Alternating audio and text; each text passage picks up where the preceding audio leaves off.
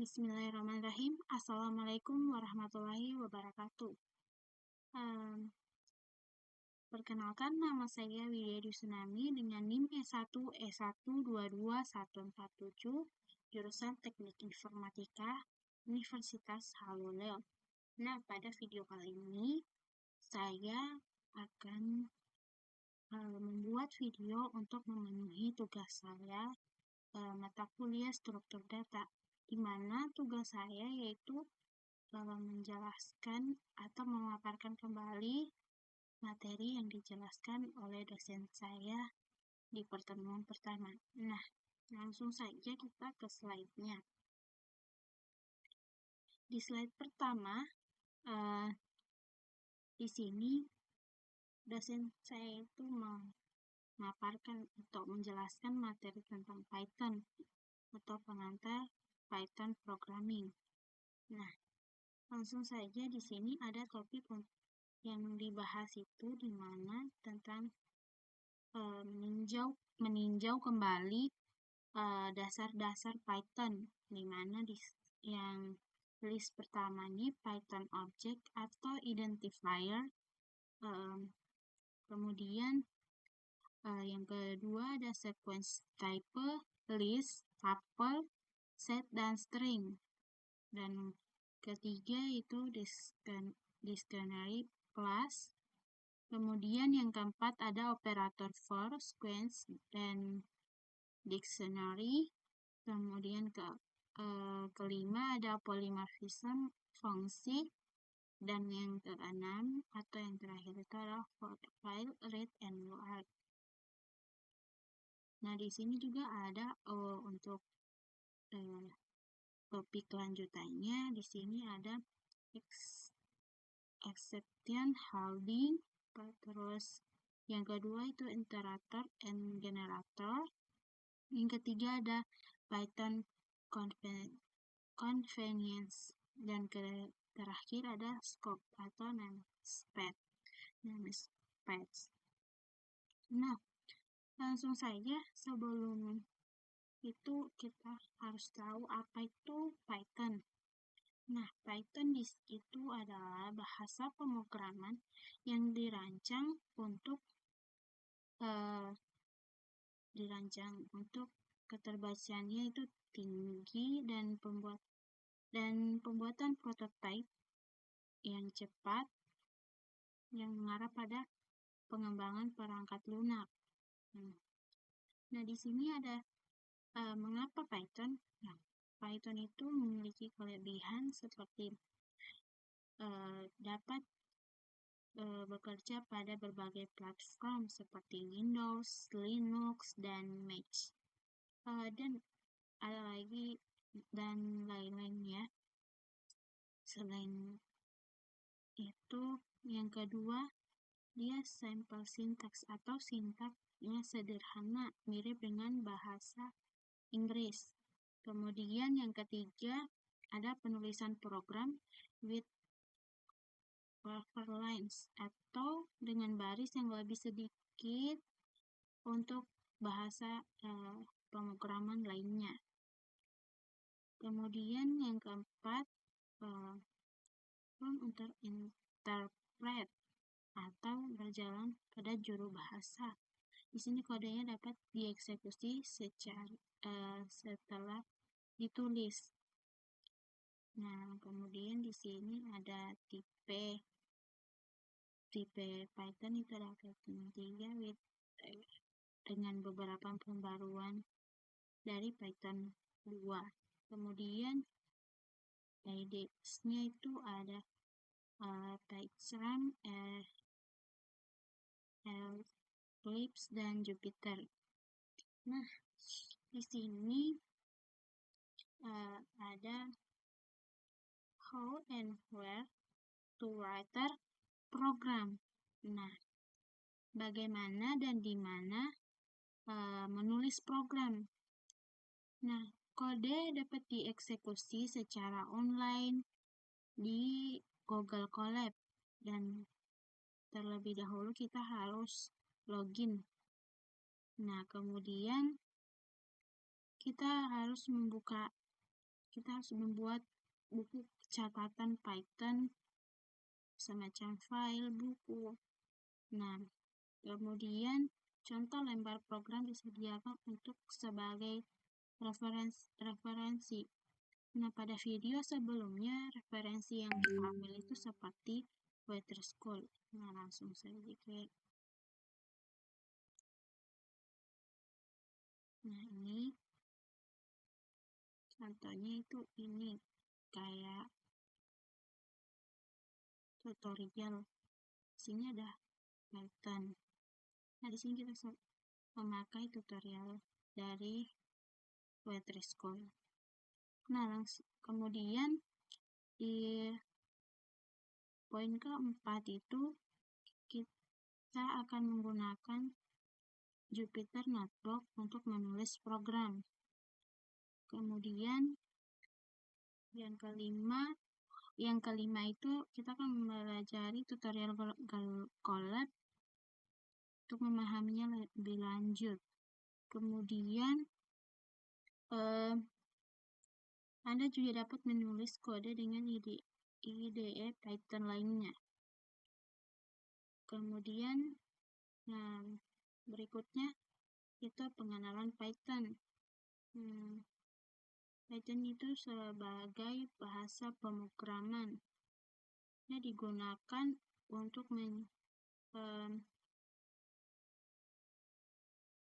itu kayak ditafsirkan sebagai bahasa pemrograman. Tanda pagar itu digunakan untuk menyisipkan komentar. Kemudian tanda petik titik or semacamnya itu dapat digunakan untuk komentar multibaris. Kemudian tanda garis miring dapat digunakan untuk melanjutkan perintah pada beberapa baris ya. Kemudian sebuah blok kode diberi tab itu yang menjorok ke dalam struktur kontrolnya kita, kayak struktur yang kita buat itu. Kemudian bahasa berorientasi objek itu kelas membentuk dasar untuk semua tipe data.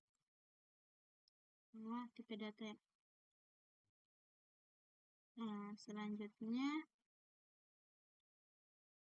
di sini ada identifier. Identifier itu artinya mengidentifikasi. Di mana ada nama variabel kayak menggunakan huruf besar, kecil. Habis itu dia menggunakan kombinasi huruf, angka, dan garis ya.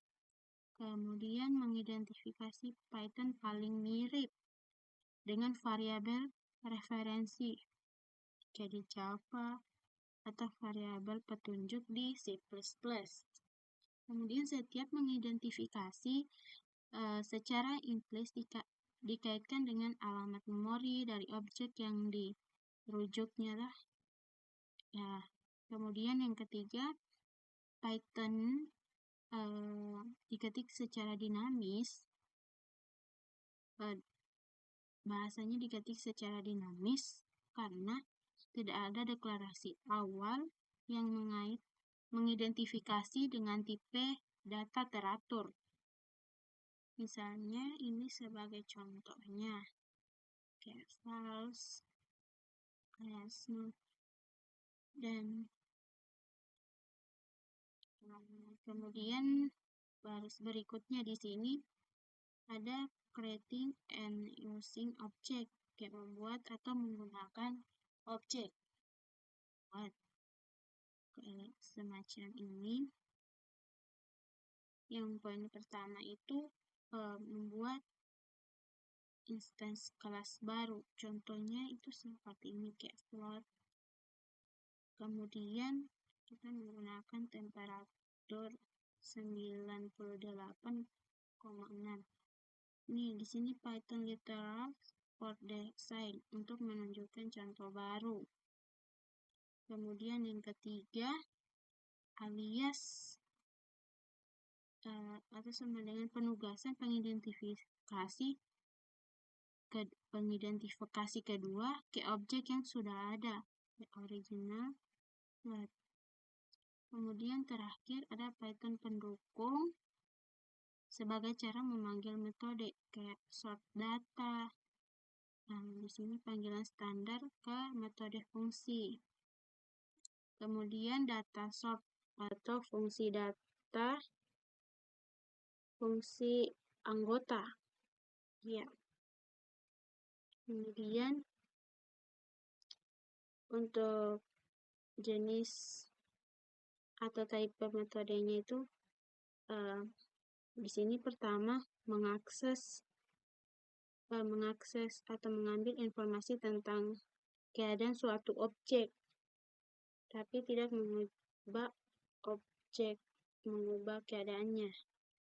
Misalnya pada ini contohnya, misalnya kita menambahkan objek nama, tanggal ya, dengan nomor subjeknya. Kemudian mutator for update metode itu untuk memperbarui metode untuk mengubah status objek. Nah, mungkin di sini untuk mengubah itu kita memakai aksesor dan mutator itu mengubah ya dari baris ke di sini. Nah, kemudian yang ketiga itu kelas adalah kekal jika setiap objek dari kelas tersebut memiliki nilai tetap pada saat instalasi atau selanjutnya tidak dapat diubah. Contohnya float, kelas float, integer atau bol, dan string atau kelas string. Kemudian berikutnya ada sequence type class. Sequence type class itu yang pertama ada list, tuple, string, dan set atau frozen set. Nah, langsung saja kita melangkah pada pertama ada list kelas, dimana contohnya dapat menyimpan urutan objek untuk contohnya seperti pada gambar di samping ini. Kemudian list dia adalah struktur referensial karena secara teknis menyimpan serangkaian referensi ke elemen-elemennya. Kemudian yang kedua itu urutan bahasa array-nya. Dia di indeks 0, jadi daftar yang panjangnya n memiliki elemen identifikasi dari 0 hingga n-1 inklusif. Kemudian keempat, Python menggunakan karakter tanda siku sebagai pembahasan untuk literasi daftar.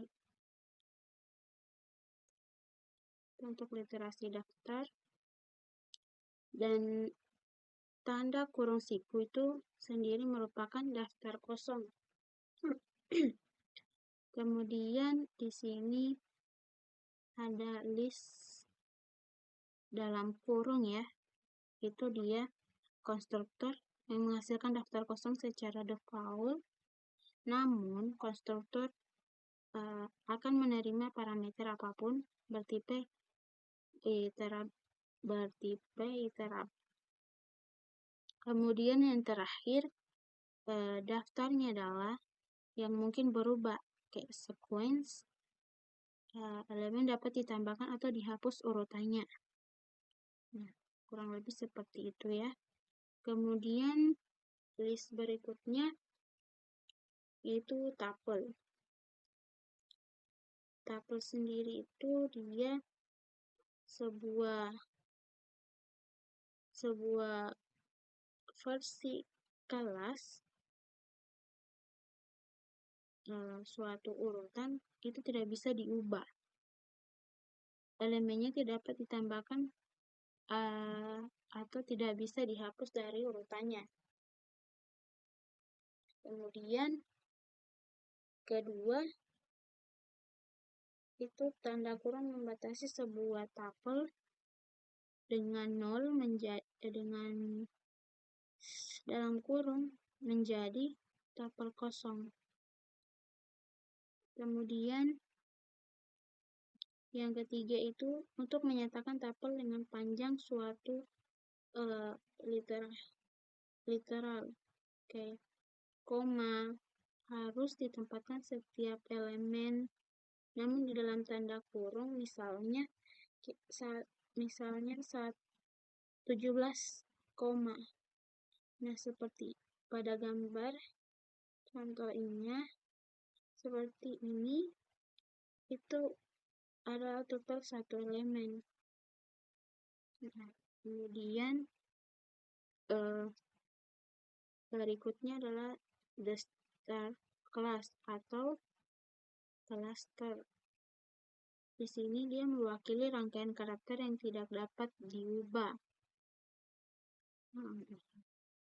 Itu mungkin kurang lebih contoh string itu seperti ini. Dia rangkaian karakternya tidak dapat diubah. Contohnya seperti hello, seperti halo, jangan khawatir. Dia itu karakternya tidak dapat diubah. Kemudian karakter Unicode-nya Unicode-nya itu juga dapat disertakan.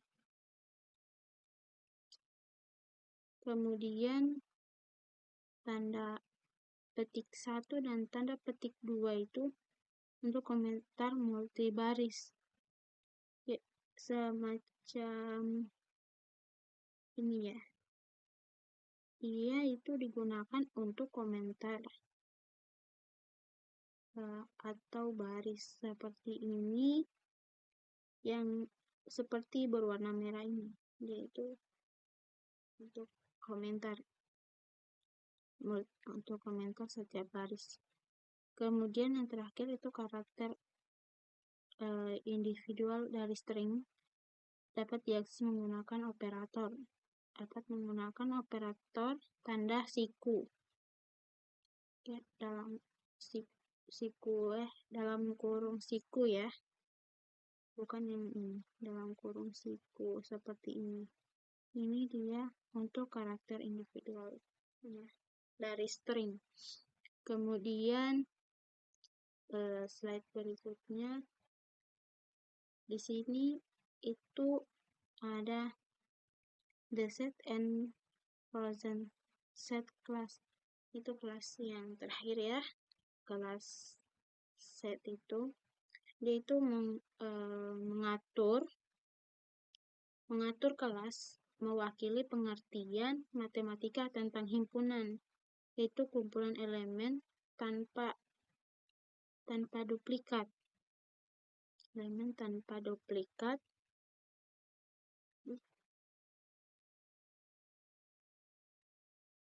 dan tanpa urutan yang melekat pada elemen tersebut. Yang kedua itu keuntungan utama menggunakan menggunakan kumpulan dibandingkan dengan daftar atau dengan list adalah bahwa ia mempunyai metode yang sangat optimal untuk memeriksa apakah elemen tertentu terdapat pada kumpulan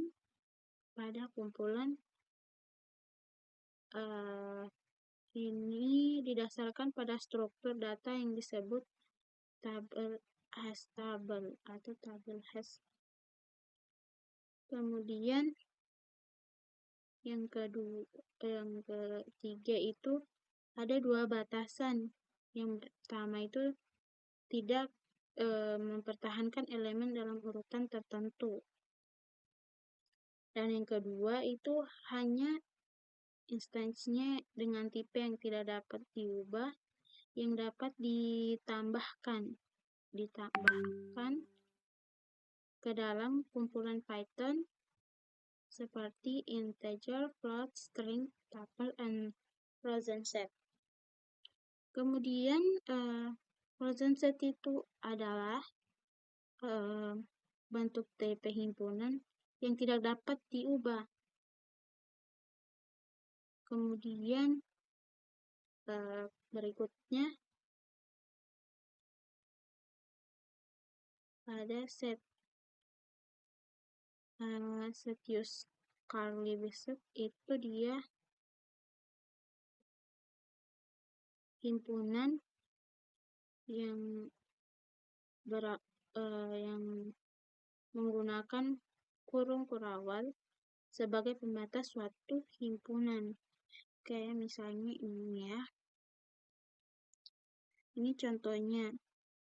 Sini dia menggunakan kurung kurawal sebagai pembatasnya seperti ini. Nah, kemudian ini ada contohnya example 17. Jadi 17. Nah, di sini 17 ya. Itu ada 17. Merah, hijau, dan biru ya contohnya. Merah, hijau. Ya di sini ya. Contohnya itu 1, 0, kemudian 1, 2, 3, dan hello, itu kata hello ya. Kalau di sini mungkin ada red, green, dan blue, itu untuk membedakan atau sebagai pembatas suatu himpunan. Kemudian kurung kurawal dia tidak mewakili himpunan kosong karena alasannya historis. Ia memiliki kamus kosong. Kemudian set atau dalam kurung itu dia menghasilkan himpunan kosong kayak hello dalam kurung halo, itu produksinya baik. Kemudian ini ada satu lagi, this class. Dia mewakili parameter pemetaan atau kamus dari sekumpulan kunci berbeda nilai. Kemudian dia ada literal kamus juga menggunakan kurung kurawal. Di sini kayak lebih kecil A dan dia iris the Jerman. Kemudian untuk bentuk literalnya itu dalam kurung kurawal itu menghasilkan kamus kosong. Kemudian konstruktor untuk kelas tipe kelas disk, dia itu akan menerima pemetaan yang ada sebagai parameter. Kemudian alternatifnya atau konstruktor menerima rangkaian pasangan atau value atau nilai kunci sebagai parameter. Dan seperti pada disk atau pairs with pairs. Kemudian ini mungkin kurang lebih contohnya, dan di sini untuk outputnya. Ini untuk mempersingkat waktu, kita lanjut saja untuk expression, operator, and precedence atau prioritas. Di sini ada operator logika kayak not, itu bukan atau dan atau ya. Not and or. Kemudian ada operator kesetaraan is not, sama dengan, tanda seru, tanda sama dengan. Kemudian ada operator perbandingan. Operator perbandingan itu ada kurang lebih sama dengan, lebih dari sama dengan. Kemudian ada operasi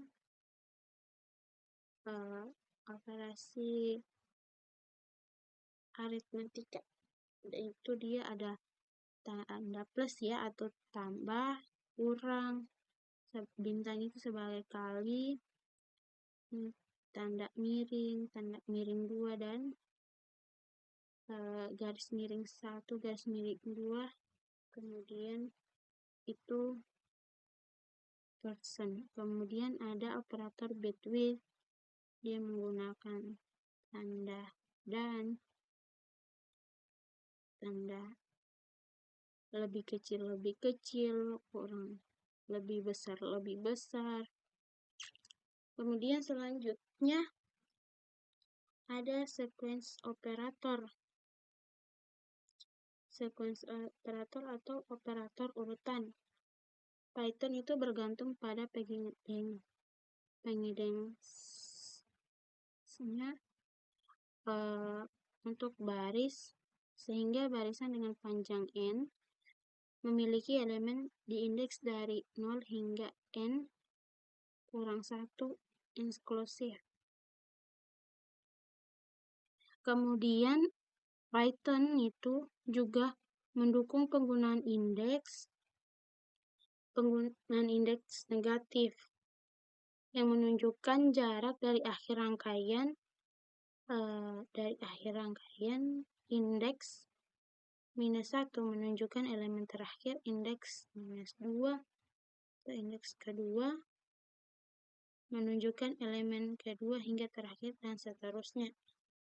Kemudian slicing atau mengiris. Interval setengah terbuka, contohnya data 3:2 data menunjukkan urutan atau baris urutan berikutnya mencakup 5 indeks. Berarti dari 3 sampai 8 ya. Berarti 3, 4, 5, 6, 7. Nah, di situ ada mencakup 5 indeks. Kemudian poin terakhir itu semua urutan menunjukkan operasi perbandingan berdasarkan urutan leksikografi. Itu melakukan perbandingan elemen demi elemen hingga perbedaan pertama ditemukan.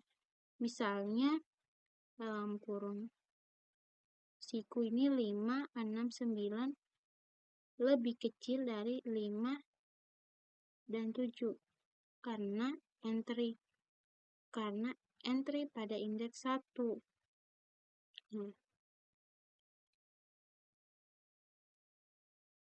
Ini mungkin. Kemudian ini untuk operator for set-nya. Elemen untuk indeks J. Kemudian screen include indicate, ada start, stop, kemudian ada sleep including indicate start plus step.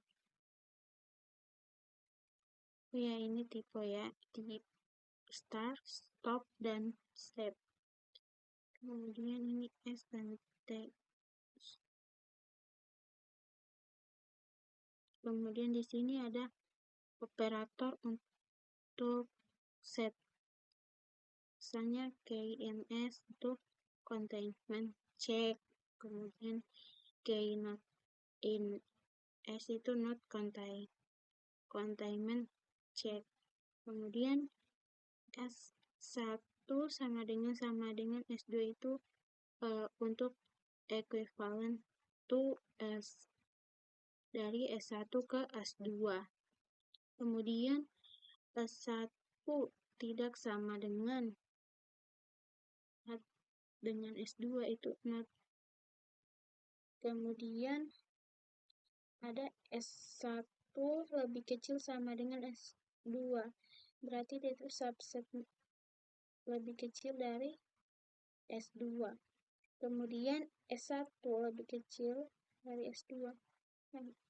S1 is proper subject of S2. Kemudian S1 lebih besar sama dengan S2, yaitu S1 dia superset of S2. Kemudian S1 lebih besar S2. Dia itu proper subsetnya of S2. Kemudian S1 union S1 and S2 itu union. Kemudian the intersection of S1 and S2. Kemudian the set of element di S1 but not S2. Kemudian the set of elements in precisely itu one of S1 or S2. Kemudian berikutnya ada operator for dictionary. Di sini key to value associated with given key. Kemudian set or set the value associated with given key. Dan ini dia D1 is equivalent to D2, sama seperti di bawah ini tuh not equivalent.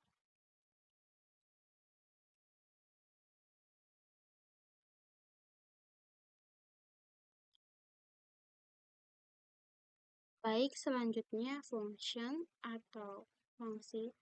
Istilah function itu digunakan untuk mendeskripsikan fungsi tradisional. Tanpa function yang dipanggil konteks kelas tertentu atau turunan dari kelas tersebut, seperti lebih besar B diurutkan datanya. Kemudian kedua, istilah method itu digunakan untuk mendeskripsikan fungsi anggota yang dipanggil pada objek tertentu menggunakan sintaks penyampaian pesan berorientasi objek, seperti lebih kecil dari C datanya itu disortir. Kemudian poin berikutnya mengidentifikasi yang digunakan untuk menggambarkan parameter yang diharapkan dikenal sebagai parameter formal. Kemudian objek dikirim oleh pemanggil saat memanggil fungsinya itu adalah actual parameter atau parameter sebenarnya. Kemudian polymorphism function itu lebih dari satu kemungkinan tanda panggilan yang nilai parameternya itu dia default atau value. Baik, selanjutnya saya sudah mencatat atau membuat program untuk pengenalan fungsi. Baik, langsung saja saya jelaskan gimana fungsi itu. Dalam bahasa Inggris biasa disebut dengan function, atau di bahasa lain membuatnya sebagai method, atau juga namanya itu sebagai substrat subroutine. Nah, di sini misalnya kita membuat sebuah program yang pertama A itu sama dengan A itu sama dengan 1, B sama dengan 2, C sama dengan A plus B. Maka di print C, outputnya yang akan keluar itu jumlah dari A dan B. Kemudian di sini ada program yang kedua, di mana D sama dengan 3, E sama dengan 4, dan F sama dengan D plus E. Kemudian kita akan printkan F, dan akan keluar outputnya itu adalah nilai D plus E. Kemudian di sini bisa kita lihat bahwa program kita perulangan sama sebenarnya. Ini program kita tersebut itu berulang sama sebenarnya. Maka untuk mengatasi itu muncullah yang namanya fungsi, yang dimana akan melakukan hal yang sama berulang. Nah, jadi misalnya seperti program tersebut di atas. Program yang pertama dibuat menjadi nama fungsinya. Nama fungsinya itu adalah fungsi tambahan. Di saat kita sudah membuat seperti itu, maka program yang kedua tidak usah lagi kita lakukan seperti halnya pada program yang pertama. Tapi di program yang kedua itu kita bisa menambahkan langsung panggilan fungsi tambahan di program pertama sebelumnya, dan sehingga dengan begitu maka akan membuat pekerja kita menjadi lebih mudah. Jadi kita tidak perlu mengulang lagi perulangan yang pertama dan kedua ini. Cukup kita di situ akan menggunakan fungsi atau fungsi. Nah, selanjutnya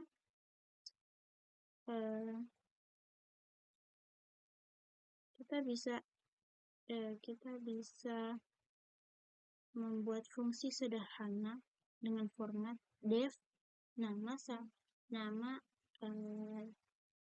fungsi dalam kurung ya, dengan badan fungsi atau aksi yang akan dilakukan ketika fungsi dipanggil, itu nama fungsi dalam kurung. Nah, sebagai contoh di sini ada def hello world, di mana def hello world itu dinamakan function, ya defnya ini, def itu ya fungsi. Di sini aksinya, nah misalnya print hello world, print hi programmer. Nah, di sini akan kita memanggil fungsi.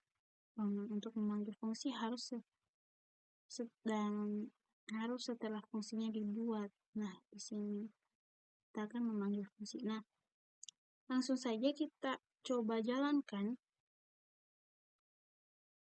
Nah, di sini akan terjadi seperti yang tadi yang saya sebelumnya bilang. Di situ kita tidak menambahkan langsung atau memanggil fungsi tambahan di program itu. Kita tinggal program yang pertama yang dibuat dengan fungsi yang sama, kita bisa menampilkannya dengan perulangan yang sama. Nah, muncullah yang dinamakan di mana akan melakukan hal yang sama berulang. Jadi di sini gunanya kita menggunakan function atau def fungsi. Kemudian mungkin selanjutnya sebelumnya tadi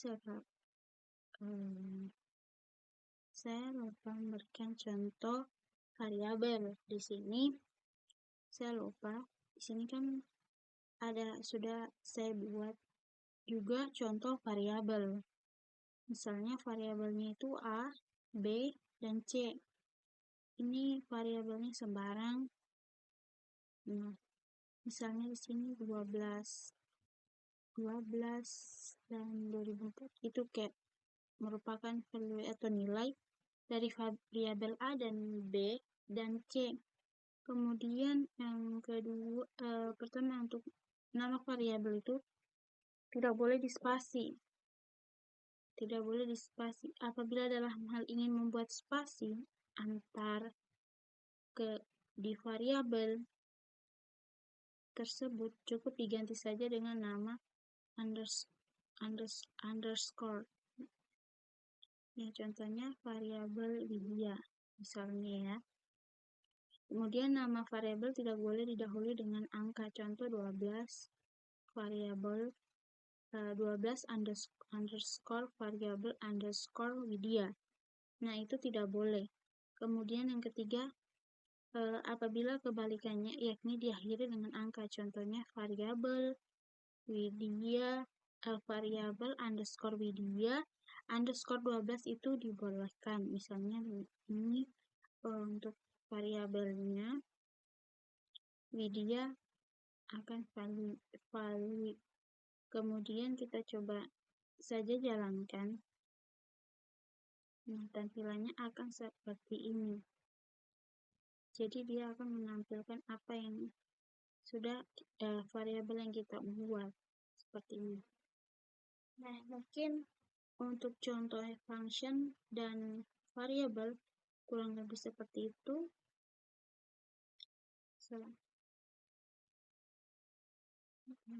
Berikutnya,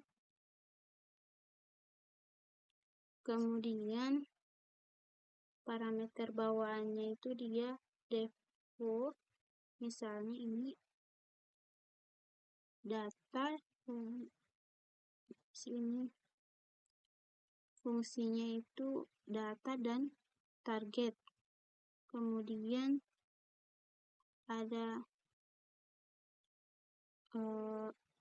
position argumen atau posisi argumennya, yaitu di foo itu default misalnya 5 akan mengeksekusi foo itu dari A5, B20, T30, C30. Kemudian di sini ada argumen keyword atau foo C sama dengan 5, dia akan mengeksekusi foo itu A-nya sama dengan 10, B-nya sama dengan 20, dan C-nya sama dengan 5. Itu dia kayak berbanding terbalik. Kemudian di sini ada masukan dan pengeluaran filenya. Di sini yang pertama itu, ini contohnya untuk inputan keywordnya itu X, kemudian outputnya itu mungkin print, ini ya, print X itu input, print X itu untuk outputnya. Kemudian poin berikutnya itu file handling untuk atau penanganan berkas atau file yang lokasinya bernama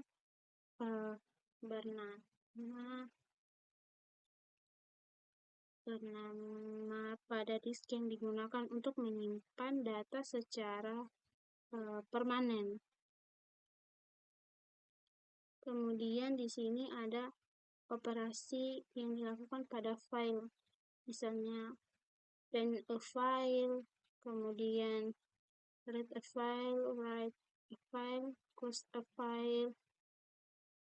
Kemudian ini mungkin untuk contohnya open itu untuk membuka file. Ini write menulis, jadi hasilnya kan menampilkan apa yang diperintahkan. kayak membaca ya. Kemudian sini itu ada built-in file use comments kayak begini. Di sini comment built-in function fungsi ya. Kemudian sekarang ada materi berikutnya itu exception handling. Exception handling itu adalah pengecualian peristiwa yang terjadi selama eksekusi program yang menggunakan aliran normalnya. Kemudian penanganan pengecualian itu adalah proses penanganan error atau kesalahan runtime dengan baik. Kemudian hal ini mencakup dua tugas, yaitu melemparkan pengecualian sesuai atau rise atau assert. Kemudian hal ini fungsinya itu sesuai dengan penangkapan pengecualian. Kayak try, coba, kecuali itu memblok. Ini untuk raise example, untuk contohnya. Kemudian ini untuk try except blocknya. Mungkin di sini kode yang mencurigakan dapat dimasukkan di dalam blok dan digunakan blok pengecualian untuk menangani setiap kesalahan yang muncul dalam kode. Seperti ini misalnya. Nah, itu dia untuk mencurigai atau ada yang blok mencoba. Kemudian berikutnya ada assert function. Di assert function itu di sini digunakan untuk menegakkan suatu kondisi. Ini menimbulkan pengecualian ketika kondisinya tidak terpenuhi, kayak assert expression rangkum argumen. Kemudian jika pertanyaan gagal, Python akan menggunakan argumen untuk kesalahan pertanyaan extension atau pengecualian. Kayak ini misalnya ya.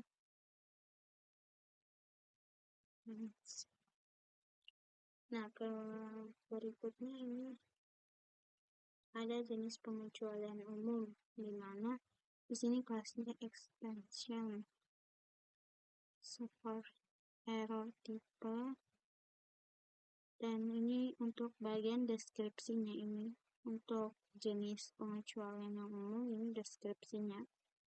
Kemudian berikutnya ada iterator atau generator. Di sini iterator itu adalah objek yang mengelola iterasi melalui serangkaian nilai. Kemudian jika I adalah sebuah iterator,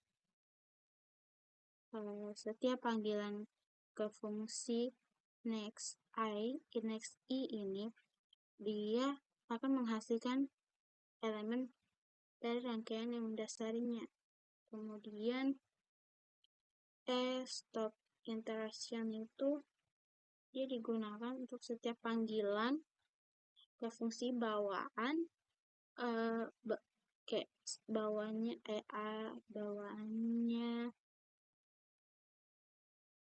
itu kayak bawahnya tidak ada elemen yang lebih lanjut.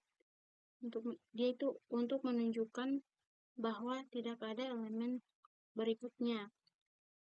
Kemudian di sini keempat itu ada sebuah iterable atau dapat diubah sebuah objek yang menghasilkan iterator melalui sintaks. Kemudian di sini generator itu teknik untuk yang paling mudah untuk membuat iterator dengan Python. Kemudian generators juga dapat memiliki beberapa perintah hasil. Iterator dan generator memberi manfaat evaluation atau evaluasi yang malas jika nilai dihitung jika nilai yang diminta seluruh rangkaian tidak perlu berada di memori pada saat waktu tertentu kayak on time. Kemudian ini untuk contoh pertama itu generator ini contoh kedua generator ini bisa dilihat. Ini untuk fungsi ketiga iterator, dia menggunakan perintah iterator dalam kurung seperti ini data atau elemen. Baik, kemudian di sini Education Python Convention. Di sini dia menggunakan if else. Kemudian selanjutnya adalah kooperasi atau compression syntax atau pemahaman sintaks, yaitu menghasilkan satu rangkaian nilai berdasarkan pemrosesan rangkaian lainnya. Kemudian ini sebagai daftar panel list compressionnya, dan di sini contohnya.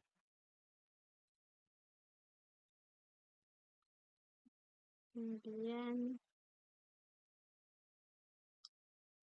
ini untuk compression sintaknya, yaitu sintak generator sangat menarik ketika hasilnya tidak perlu disimpan. Kemudian dia misalnya untuk menghitung jumlah n kotak, pertama sintak generatornya sama dengan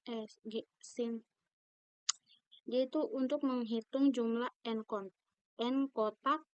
Pertama, sintak generator total sama dengan sum dalam kurung kakak untuk 1 untuk ke 1 itu dalam rentan 1, n plus 1 itu lebih disukai daripada penggunaan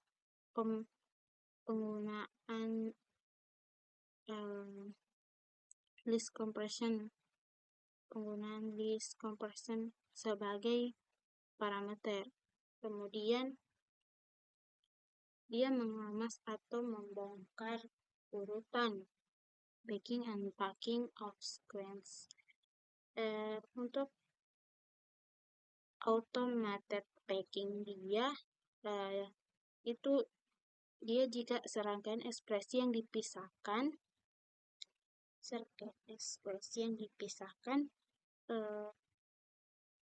dengan koma akan memberikan dalam konteks yang lebih besar ekspresi data yang akan diperlukan sebagai satu tabel meskipun tidak ada tanda kurung yang disertakan. Misalnya seperti ini ya, data dan tabel, yaitu serangkaian yang dipisahkan dengan koma. Kemudian poin kedua itu salah satu kegunaan umum packing di Python, dia kan returning multiply values, form, and function. Dia itu mengembalikan beberapa nilai dari suatu fungsi, return X dan Y. Kemudian pembongkaran otomatis. Dia mengizinkan seseorang untuk menetapkan serangkaian mengidentifikasi individu ke elemen urutannya. Dan contohnya itu A, B, C, D. Rank-nya itu dia 7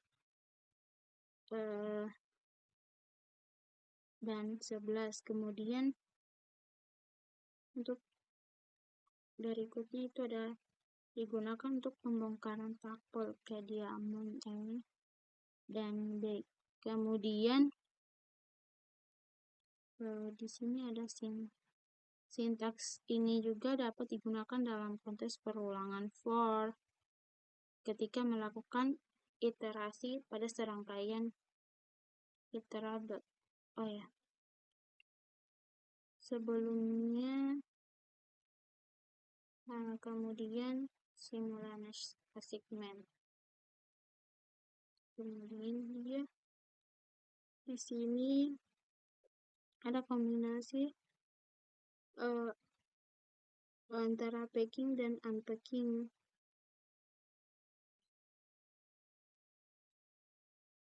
Kemudian di sini scope dan namespace itu di sini proses menentukan nilai yang terkait dengan pengidentifikasian yang dikenal sebagai name resolution atau resolusi nama. Kemudian setiap kali pengidentifikasian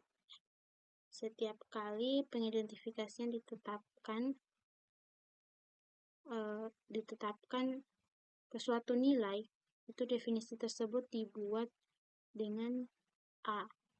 Kemudian dia spesifikasinya scope. Kemudian penugasan level tingkat atas biasa dilakukan dalam apa yang disebut global scope. Kemudian penugasan yang dibuat dalam isi fungsi biasanya memiliki cakupan lokal pada pemanggilan fungsi tersebut. Kemudian setiap cakupan setiap scope, setiap cakupan scope itu dia setiap scope itu berbeda di Python. Dia dipresentasikan menggunakan abstrak yang dikenal sebagai A. A itu namespace-nya. Kemudian terakhir ada phrase class object. Nah, phrase class object itu adalah suatu tipe yang dapat ditetapkan ke pengidentifikasi diteruskan sebagai parameter. Diteruskan sebagai sebuah parameter atau dikembalikan kepada fungsinya. Kemudian di Python, fungsi and class itu diperlukan sebagai objek kelas. Objek kelas pertama, kelas 1 ya.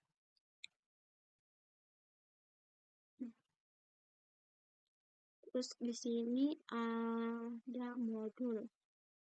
Itu modul adalah kumpulan fungsi yang terkait erat dan kelas-kelas didefinisikan bersama dalam sebuah file kode,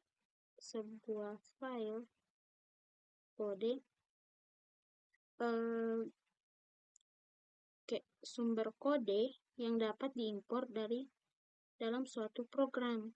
Kemudian Di luar definisi bawaan ini, distribusi Python standar mungkin mencakup puluhan ribu nilai, fungsi, dan kelas lain yang diatur dalam LibreForm Math Import. Kemudian modul baru dapat dibuat dengan memasukkan definisi yang relevan ke dalam file bernama dengan akhiran py ya, py.py. Itu dia modulnya, kayak relevan filenya itu akan berakhiran .py. Kemudian definisi tersebut dapat diimpor dari file py lainnya, kayak file Python lainnya yang dalam direktori proyek yang sama. Maksudnya itu dalam proyek yang sama. Jadi ini untuk modul namanya kayak array, collection, copy, heap, make, host, atau random, dan ini deskripsinya. Kemudian ini mungkin terakhir, itu untuk ringkasan dari topik-topik yang kita bahas kemarin itu introduction to Python, kemudian variasi tipe kelas, kemudian operator, kemudian input-output file dan file handling, kemudian expression handling, dan iterator dan generator, kemudian Python convention, namespace, modul. Mungkin kurang lebih itulah pemaparan materi dari saya. Apabila ada kesalahan kata, kurang dan lebihnya mohon dimaafkan. Saya akhiri dengan ucapan terima kasih dan wabillahi taufik walhidayah. Wassalamualaikum warahmatullahi wabarakatuh.